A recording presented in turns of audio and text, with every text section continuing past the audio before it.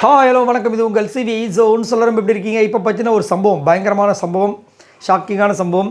விஜய் பார்வதிக்கு சரியான ஒரு அடி, ஒன்றுமே பண்ண முடியாது. இதுக்கப்புறம் கேம் அவங்க எப்படி எடுத்துகிட்டு போகிறாங்கன்னு சத்தியமாக புரியல. அதை பற்றி பார்க்கலாம். அதுக்கு முன்னாடி பார்க்குற எல்லோரும் நம்மளோட சேனலை சப்ஸ்கிரைப் பண்ணிட்டு பாருங்கள், லைக் பண்ணுங்கள், கமெண்ட் பண்ணுங்கள், ஷேர் பண்ணுங்கள், அந்த ஐபிஎம் தட்டி விடுங்க. ஏன்னா விஜய் பார்வதியோட கேம் இந்த பிக் பாஸ் வீட்டை பொறுத்த வரைக்கும் நிறைய பலதரப்பட்ட நெகட்டிவாக இருந்தாலும் சரி, பாசிட்டிவாக இருந்தாலும் சரி, மிக்சிங்காக ஒருத்தருக்கு வருது அப்படின்னா அது விஜய் பார்வதி மட்டும்தான். மற்றவங்க எல்லாருக்கும் ஒன்றும் வராது, இல்லை வரும், இப்படி தான் போயிட்டுருக்கு. சரிங்களா? ஸோ அப்படின்னு இருக்கும்போது விஜய் பார்வதிக்கு ஒரு பெரிய அடி விழுந்துச்சு அப்படின்னா, நிறைய வாரங்களில் விஜய் சேதுபதிக்கிட்ட அடி வாங்குறாங்க, அது வேறு விஷயம், அது வேறு டிபார்ட்மெண்ட். ஆனால் அவங்களுடைய வென்டிலேஷனாக, அதாவது அவங்களுடைய உணர்வுகள், அந்த கோவங்கள் வரும்போது காமிக்கிறதுக்கு ஒருத்தர் இருந்தார், திவாகர்னு ஒருத்தர். அவர் மேலேயே காமிச்சிட்டு இருந்தாங்க, எல்லாத்தையுமே ஷேர் பண்ணுவாங்க, பயமே, அதாவது அவங்களுக்குள்ளே ஏதாவது ஒன்று இருந்துச்சு அதை கொட்டிடுவாங்க. அப்போ அவங்களுக்கு பிரச்சனை இருக்காது, போய்ட்டு ஜாலியாக அடுத்த நாள் பேசுவாங்க. நிறைய பேர் சொல்லுவாங்க, இன்னும் சண்டை போடுறாங்க, அழுகுறாங்க, திடீர்னு சிரிக்கிறாங்க, அவ்வளோதான், கொட்டி முடிச்சாச்சு. இப்போ அதுக்கு அடுத்தபடியாக பார்த்தீங்கன்னா, அவர் போனதுக்கப்புறமா சாண்ட்ரா தான் அவங்களுக்கு பயங்கர டீப்பானாங்க. சாண்ட்ரா பிரஜன் கிட்ட தான் நிறைய டிஸ்கஷன் பண்ணாங்க. உண்மையிலேயே திவ்யாவை கூட நம்ப முடியல முதல்லேருந்து. ஆனால் சாண்ட்ராவை பரிபூர்வமாக நம்பினாங்க. ஒரு சில நேரங்களில் பிரஜனே பார்வதி நம்பாதன்னு சொல்லும்போது கூட விஜய் பார்வதி இல்லை, அப்படிலாம் கிடையாது, அவர் நல்லவ அப்படின்ற மாதிரி சாண்ட்ரா சொல்லியிருப்பாங்க.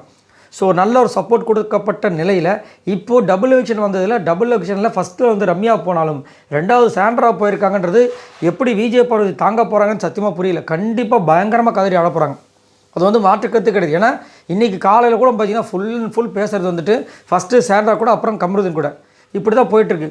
ஏன்னா கமருதீன் கூட என்ன கொஞ்சம் தான் பேச முடியும் வச்சுக்கோங்க, அவங்க ஜாலியாக அந்த லவ்வாக ஒரு லுக் விட்றது இப்படி போய்ட்றோம். ஆனால் அந்த கேம் பார்த்தின விஷயங்கள், நிறைய விஷயங்கள் போகிறது எல்லாமே கொட்டுறது சாண்ட்ரா கிட்ட தான். சாண்ட்ராவும் நிறைய விஷயங்கள் காலையில் கூட சொல்லியிருப்பாங்க, விக்ரம் கிட்ட ரொம்ப உஷாராரு, அடுத்த டார்கெட் அவன் தான், அவனோட டார்கெட் உண்மையாக இருக்கும். அதாவது ஃபஸ்ட்டு விக்ரம் பற்றி சொல்லியிருப்பாங்க, ஏன்னா சபரியை டார்கெட் பண்ணி இப்போ அவனோட கேமை பாரு, இப்போ வெளியே தெரில பாரு. அடுத்தது சுபிக்ஷாவை பண்ணி வச்சுருக்கான், அடுத்தது கானவனத்துக்கிட்ட வருவான், அடுத்தது கானவனத்தை அமுக்கிறதுக்கு அப்புறமா உங்ககிட்ட தான் வருவான், எமோஷனலாக ஹர்ட் அதை அட்டாக் பண்ணுறதுக்கு பார்ப்பான், பார்த்துக்கணும் மாதிரி நிறைய விஷயங்கள், நல்ல அனாலிசிஸ்லாம் கொடுத்து அவங்க டிஃபரெண்ட் பரிமாறிக்கிற விஷயங்கள் அதே மாதிரி ரொம்ப நல்லாயிருக்கும். கொஞ்சம் அனுநயமாக நல்லா போயிட்டு இருந்தேன். ஏன்னா ஸ்டார்டிங் 2 பேருக்கு பயங்கரமாக முட்டிக்கிச்சு. ஏன்னா பிரஜனதி இப்படி சொல்லுவார் பார்த்து ஞாபகம் இருக்குங்களா, மான் கராத்தே இப்படிலாம் கை ஷோல்டர் மேலே வச்சுருந்தாங்க அப்படின்னு. எனக்கு இந்த பழைய சாதமே போதும், தயிர் சாதமே போதும்னு சொல்லியிருப்பார். நான் அந்த மாதிரி இல்லைன்னு சொல்லியிருப்பாங்க. அதுக்கப்புறம் சாண்ட்ராவை செருப்பு இஞ்சி சம்திங் ஏதோ ஒரு வார்த்தை யூஸ் பண்ணியிருப்பாங்க விஜய் பார்வதிக்கு அகெயின்ஸ்டாக. அதுக்கப்புறம் திடீர்னு இவங்க டீம் விஜய் பார்வதி கூட ஐக்கியமாவாங்க. ஏன்னா கனிக் கேங் இவங்களை தாக்குறாங்க குரூப்பாக அப்படின்ட்டு. அதுக்கப்புறமா எனக்கு அப்பயே டவுட்டு, திவ்யா இதில் செட் ஆக மாட்டாங்க அப்படின்னு அதே மாதிரி பிச்சுக்கிட்டு போயிட்டாங்க. ஆனால் வந்ததில் பார்த்திங்கன்னா இப்போ சாண்ட்ராவும் போயிட்டாங்க, பிரஜனும் போயிட்டாங்க. ஆனால் ரொம்ப நல்லா டீப்பாக இருந்தாங்க சாண்ட்ரா. அவங்க இப்போ போனதுக்கப்புறமா இவங்க என்ன பண்ண போகிறாங்கன்னு தெரியல. இவங்க நம்பி ஒரு விஷயத்தை ஷேர் பண்ணுறாங்கன்னா திவாகருக்கு அடுத்தபடியே சாண்ட்ரா. இப்போ அதுவும் போச்சா, ஏன்னா கமருதீன் கிட்ட ஷேர் பண்ண மாட்டாங்க இதுக்கப்புறமா. ஏன்னா அதை அரோரா அங்கே கோர்ட் கேஸில் உடச்சிட்டாங்க. ஸோ என்ன பண்ண போகிறேன்னு தெரியல. இது கண்டிப்பாக பேரதிர்ச்சியாக இருக்கும் விஜய் பார்வதிக்குன்றதில் மாற்று கருத்தே கிடையாது.